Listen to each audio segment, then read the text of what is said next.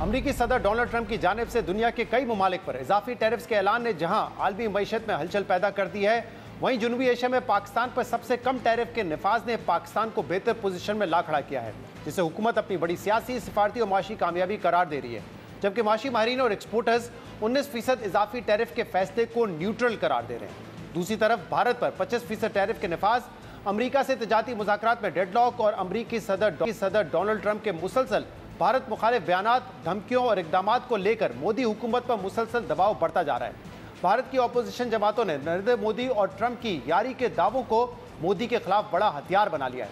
नरेंद्र मोदी को मुसलसल उनके पुराने बयानात याद करवाए जा रहे हैं। भारत की खारजा, दिफाई और मुआशी पॉलिसियों की नाकामी पर कड़े सवालात उठाए जा रहे हैं और इस सब का जिम्मेदार नरेंद्र मोदी को ठहराया जा रहा है। अमरीका की जानिब से 25% टैरिफ के ऐलान पर भारत के सोशल मीडिया पर भी हंगामा बरपा है, मगर भारतीय वज़ीर आज़म नरेंद्र मोदी और बीजेपी हुकूमत ना तो अमरीकी सदर डोनाल्ड ट्रंप को सख्त जवाब देने की हिम्मत कर पा रहा है और ना ही वो गोदी मीडिया अब अमरीका के खिलाफ बाइकआउट का ट्रेंड चला रहा है, जो बात पर तुर्की और अजरबैजान जैसे मुल्कों को बाइकआउट की मुहिम चलाता था। एक तरफ भारतीय हुकूमत के नाक़दीन की जानिब से नरेंद्र मोदी पर दबाव बढ़ाने का सिलसिला जारी है, वहीं अभी तक अमरीका से तजारती मुज़ाकरात में डेडलॉक और रूस से तेल की खरीदारी का मामला भारत के लिए मुश्किल सवालात खड़े कर रहा है, क्योंकि एक तरफ तो अमरीका भारत पर दबाव बढ़ा रहा है, वहीं भारत की जानिब से मुज़ाहिमत नजर आ रही है। क्योंकि 2 रोज़ पहले रॉयटर्स ने यह खबर दी थी कि भारतीय ऑयल रिफाइनरीज ने अमरीकी सदर के दबाव के बाद रूस से तेल की दरामदाद रोक दी है। जबकि कल अमरीकी सदर का यह बयान भी सामने आया था कि उन्होंने ये सुना है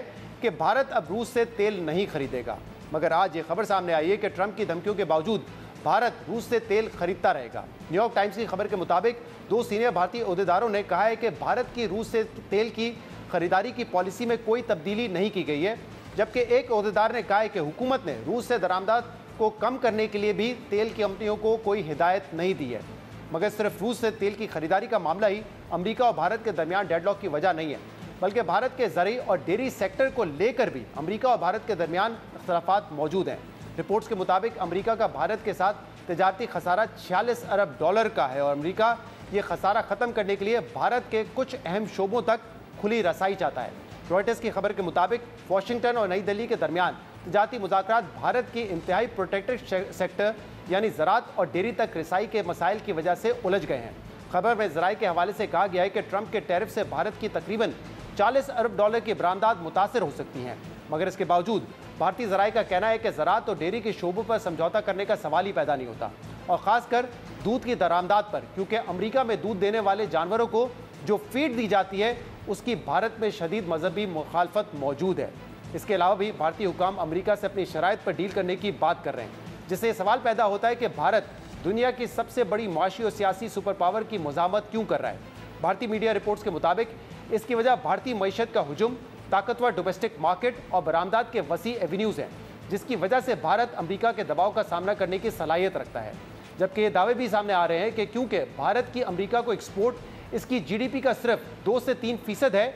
इसलिए 25% अमरीकी टैरिफ के नफाज के बावजूद भारत की GDP में सिर्फ 0.2 से 0.4% का फ़र्क आएगा।